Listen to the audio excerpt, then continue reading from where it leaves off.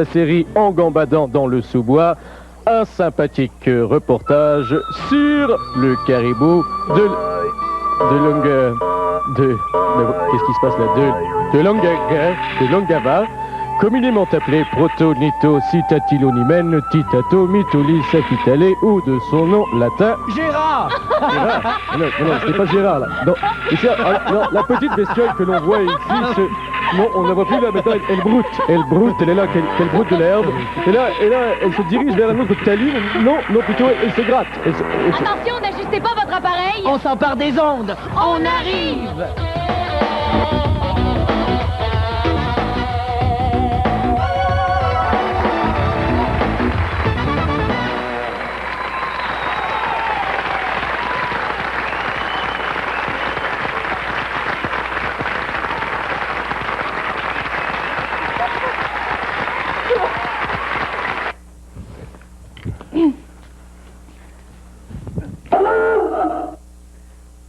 Klaxon.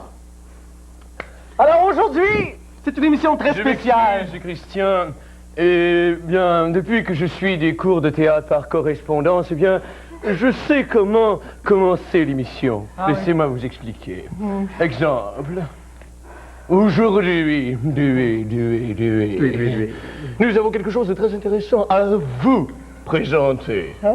Et voilà. Bravo. J'aimerais qu'on fasse mieux. L'appareil. L'appareil, mon grand. Alors, aujourd'hui, je vous présente l'émission très... Non, vous ne comprenez rien. Laissez-moi vous expliquer. Regardez, il n'y a pas d'émotion dans ce Mais quelle émotion. Écoutez, il n'y a pas d'émotion. Alors, aujourd'hui, Ah, c'est ça, c'est un acteur comique. C'est du Molière. Oh! Mais non, c'est très dramatique ce que je faisais là. Élise, vas-y. Aujourd'hui, on fait des chandelles d'ailes. On guérit le mal-ventre, ventre. Et on lit les tuniques bleues. Oh. Bonne émission. Bonne émission. Bonne émission. Pourri. Oh, et voilà. Et ça me fait une belle barbe, n'est-ce pas? Vous voyez, ça, c'est un fer à repasser. Les fers à repasser existent depuis environ 1600 ans. Ce sont les Chinois qui l'ont inventé. Au début, ils prenaient un récipient de métal dans lequel ils mettaient de la braise. Après, on a trouvé toutes sortes de façons de faire chauffer le fer. Et l'eau chaude, et l'alcool, et les gaz aussi. Et puis, il y a environ 100 ans, un monsieur Henry W. Seeley, c'est un Américain, il inventa les fers à repasser électriques comme celui que je tiens dans ma main. Naturellement, moi, Leonardo da Vinci, je ne voudrais pas froisser personne, mais les fers, j'y avais pensé bien avant tout le monde. Mona. Mona, grazie. Vous voyez? Bon, naturellement, vous allez me dire, l'électricité, ça n'existait pas à mon époque. Mais je savais qu'un jour, c'était pour arriver. J'y avais pensé. Mais qu'est-ce que c'est que ça? C'est... Ah. Scusi.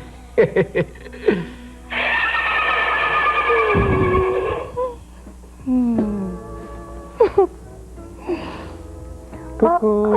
Fernand, t'as mis ta belle chemise que j'aime. Oui, c'est pour toi. Bon, regarde la belle table. Assis-toi. Vraiment, là, tu t'es vraiment lancé dans des extravagances. Mais j'ai passé l'après-midi dans la cuisine. Hein? J'espère que tu vas aimer ça. Je te reviens. Joyeux anniversaire, Fernand. Joyeux. C'est vraiment extraordinaire. Hein? Moi, quand elle me reçoit souper comme ça, là, je mange pas de la journée. Je me fais un gros trou dans le ventre. Là, je mange, là. J'ai faim, là, comme si j'étais un hippopotame qui n'a pas mangé depuis 6 mois. C'est extraordinaire, Ginette. Ce que j'ai cuisiné est une réussite parfaite, mon beau Fernand. C'est Bonne quoi t'as fête. cuisiné? Mais c'est ça. C'est quoi ça? C'est une chandelle, Fernand. Hein, j'ai passé l'après-midi dans les cuisines pour la cuisiner. Qu'est-ce qu'il y a? Tu l'aimes pas? Mais je n'ai...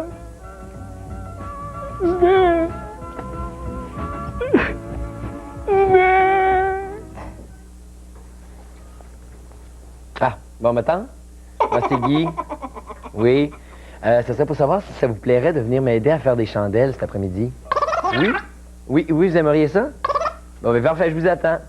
OK, au revoir. Ouais, c'est vrai qu'on reste pas tellement loin. Oh, bien, avec les transports en commun. Hein? Mais...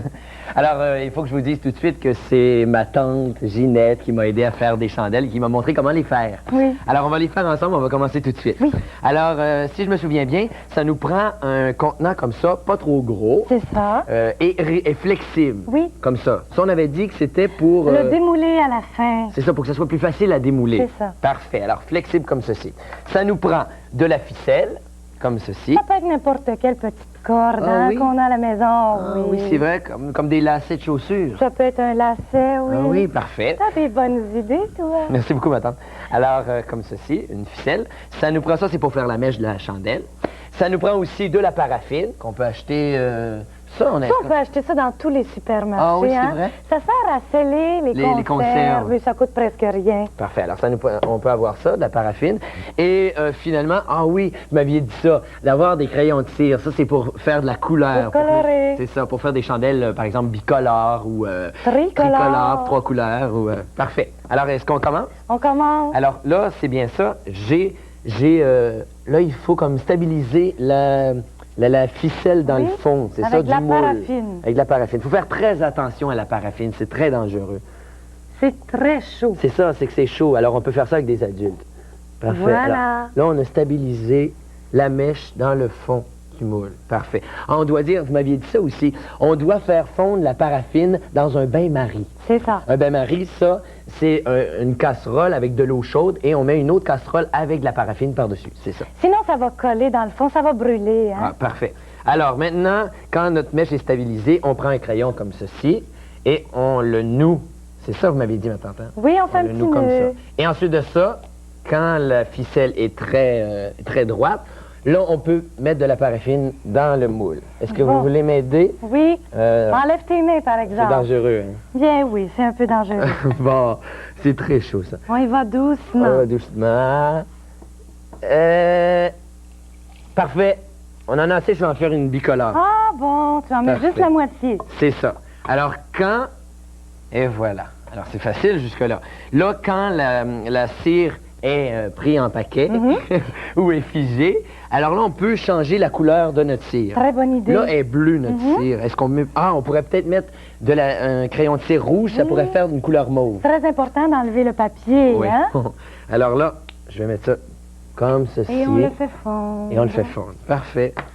Alors, c'est bien, c'est facile de faire des chandelles, dans le fond. Et ça, celle-là, qu'est-ce que c'est? Je la comprends pas. Ah, ça, vous voulez savoir comment on fait ça? Oui. Non, ça, c'est de mon invention, c'est de mon cru. Oh. Alors, on prend le petit plat, on met de la glace, sans oublier de mettre la ficelle ici, avec le crayon, et ensuite de ça, on met de la cire dans le petit bocal. Et puis les glaçons. Et c'est que là, la cire s'infile dans les glaçons, Oui. et là, durcit. Ensuite de ça, on enlève la glace ou l'eau, si elle est fondue. Et ensuite de ça, on a une chandelle comme ceci. Elle est très belle, on dirait un fromage. Hein? Ah, oui, c'est vrai que ça ressemble à un fromage gruyère. Ah. Sais-tu d'où ça vient, le mot bougie? Non, j'ai pas d'idée. Ça vient d'une ville d'Algérie qui s'appelle justement Bougie, dans Ah oui? laquelle on exportait beaucoup de cire. Ah! C'est pas mon petit Guy. Allô, petit Guy. Bernard? Comment ça? Ça va bien? Est-ce que tu aimerais mieux celle-ci, mon amour? T'as pas compris, là. Ginette.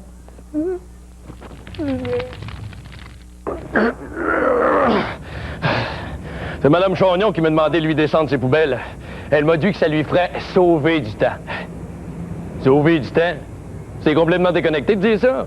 On peut sauver...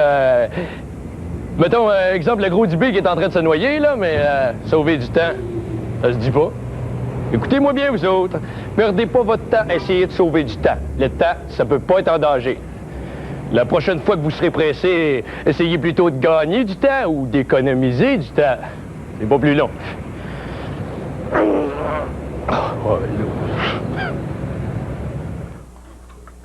Bon, salut, docteur. Excusez-moi de vous déranger, là. Je veux pas avoir l'air trop niaiseux. C'est juste que, C'est parce que je pense que je suis vidéophile, mais vraiment à un stade critique, là. C'est parce que moi, je passe mes journées avec des vidéos. Je passe plusieurs heures par jour dans plusieurs heures. Là. Je veux dire, je passe 17 à 18 heures par jour. C'est rendu un petit peu beaucoup, là. J'embarque sur le canal le matin et puis je débarque pas à 20 heures la nuit. Puis juste le vidéoclip qu'on va voir, le top sonore, là, la chanson Pas de panique, là, je l'ai vu 1237 fois. Je voulais juste savoir, pensez-vous, docteur, je suis normal ou bien c'est juste... peut-être c'est juste une mauvaise passe, par exemple. Je ne sais pas. Ça...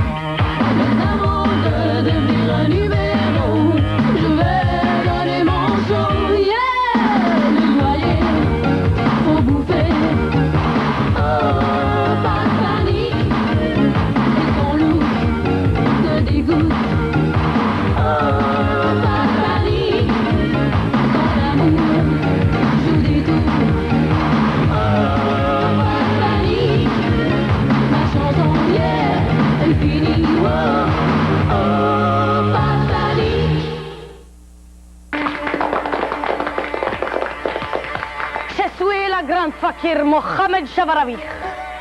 Jusqu'à présent, j'ai avalé devant vos yeux une motoneige, 30 mètres de rails de chemin de fer, la collection complète des livres de Tintin, un foyer et une paire de bottines de ski avec quelqu'un dedans.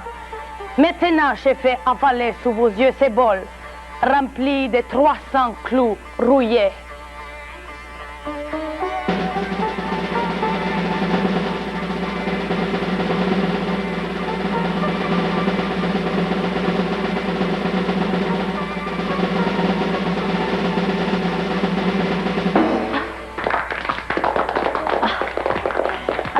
Merci.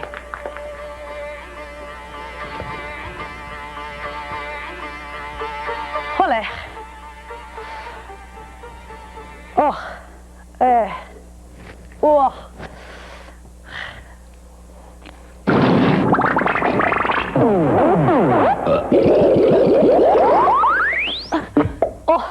Oh non, il faut quelque chose de l'huile moteur et l'estomac fragile. Ah, là ça va mieux.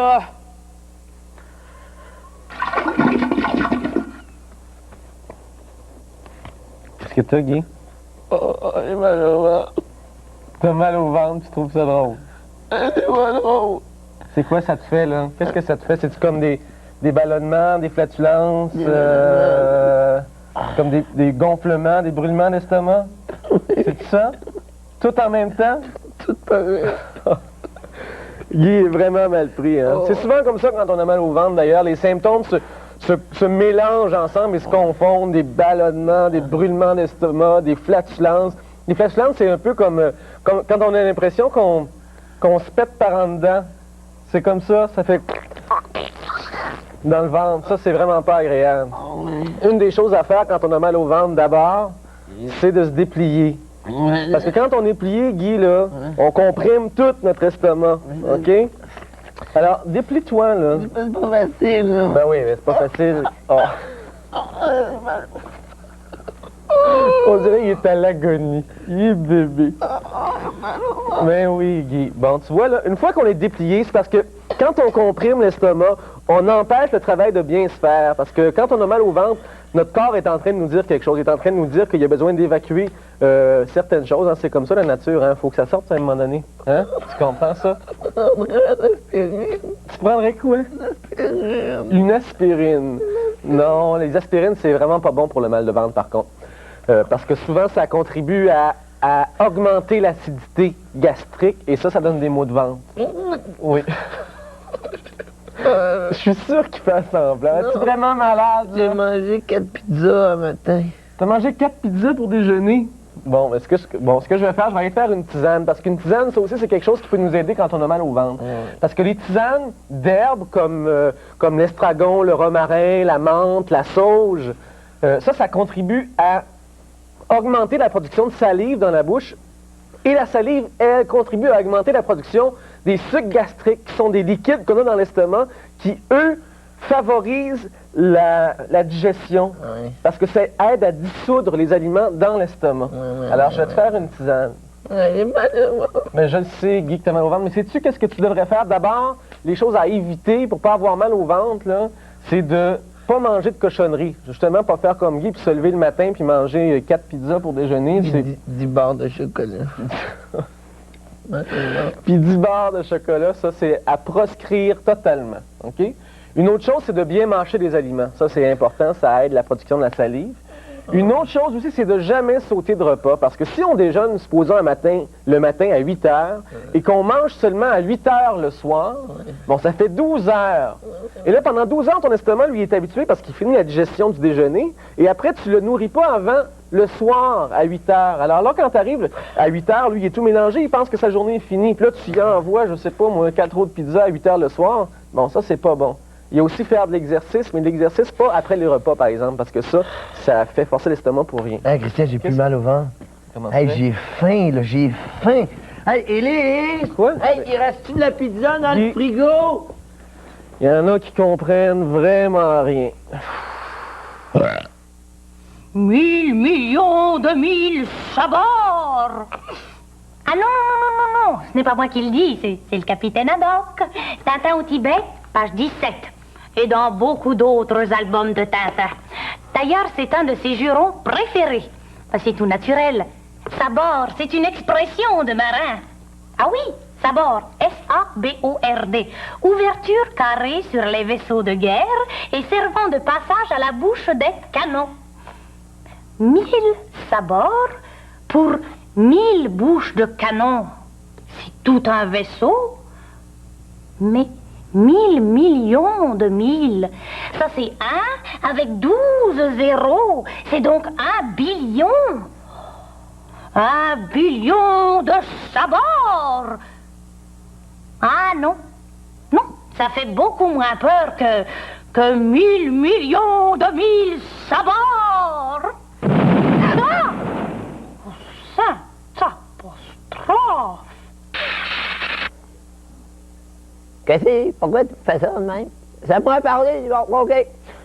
Moi, je voulais vous dire que j'ai acheté une petite brosse à dents là, dans un magasin l'IPA. Ah oui, tu sais, les magasins, là, c'est toutes des petites pièces, là, puis il faut réunir ça. C'est fin. Ils m'ont donné un petit livre suédois, là. Puis mais croyez-le ou non, là, ça m'a pris 3 mois et demi à monter ma petite brosse à dents. Je comprends pas. Eh non, mais c'est vrai. Pourtant, j'ai vissé le Gothenburg sur le Snowbanitz, non, mais, coudonc, c'est ça qui est ça. Ah, d'accord. Alors, il faudrait me brosser les dents, demander ou un autre, hein, quand on va un petit peu pas là-dedans, là, puis on va se brosser les dents, hein. IPA, C'est pas- pourquoi vous faire avoir ailleurs quand vous pouvez vous faire avoir ici?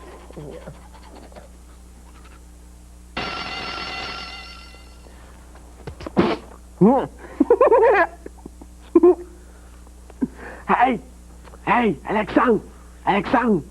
Hey! J'étais en train de lire une bande dessinée. Alexandre. C'est super bon.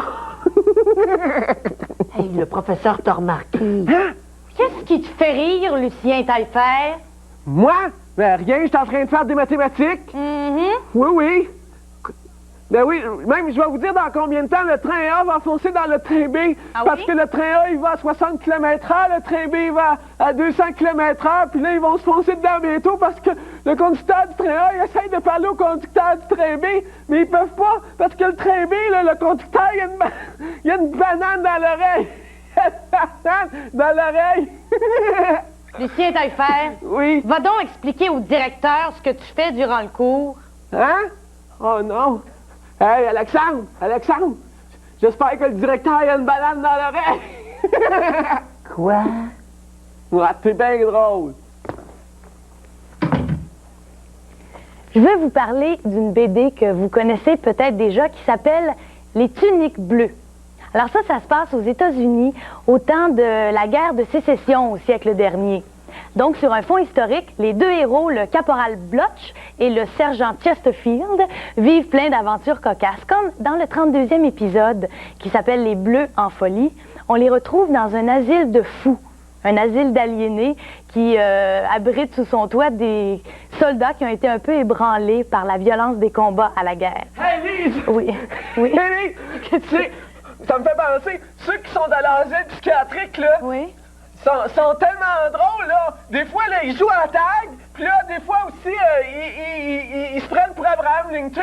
Oui. Puis là, tout à coup, ils sont 10, puis là, ils jouent au train. Tchou-tchou, tchou-tchou, puis là, ils jouent au train. C'est super drôle. Tu l'as lu puis t'as aimé ça? Oui. Bon, ben alors comme vous voyez, c'est très drôle. C'est aussi très rythmé, il y a beaucoup d'action, on voyage beaucoup, on se promène. Ah oui, on se promène, hey! Sais-tu quoi, Élise? Non. À un moment donné, là, j'étais à une page, Oui. OK? J'ai tourné la page, j'étais à une autre page. J'avais voyagé d'une page à l'autre, mais j'étais même pas rendu compte! Oui, alors on se promène beaucoup.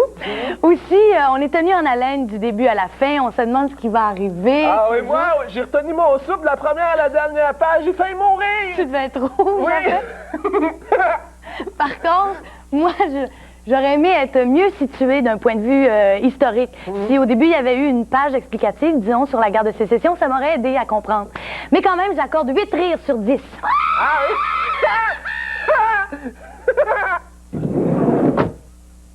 Tout simplement parce qu'il avait perdu la lettre. Vous voyez, ça me fait penser à un écrivain américain qui avait fait quelque chose de très spécial. Le nom de cet écrivain, Ernest Vincent Pareil. Ce monsieur a écrit un livre complet, sans qu'un seul mot ne contienne la lettre E. Son titre, Gatsby. Tout un exploit, n'est-ce pas? Pensez seulement que dans votre nom ou votre prénom, il y a sans doute un E. Monsieur Wright a mis 165 jours pour écrire un livre de 300 pages dans lequel il y avait au moins 50 000 mots, sans utiliser une seule fois la lettre E. Et pour être bien sûr de ne pas l'utiliser, il a même collé la touche de la lettre E sur sa machine à écrire. Je vais vous mettre au défi. Essayez seulement d'écrire une phrase sans utiliser la lettre E. et on s'en reparlera. Demain, je vais parler de l'île au trésor. Moi, demain, je vais parler de la boussole. Et moi, demain, je vais parler de comment se faire de belles broches.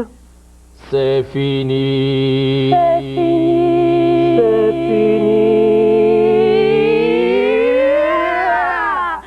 Ah là là, quelle magouille. Ah là là, quelle magouille. Ah là là, quelle magouille. Ah là là, quelle magouille. Ah là là, quelle magouille. Ah là là, quelle magouille. Ah là là, quelle magouille. Ah là là, quelle magouille. Ah là là.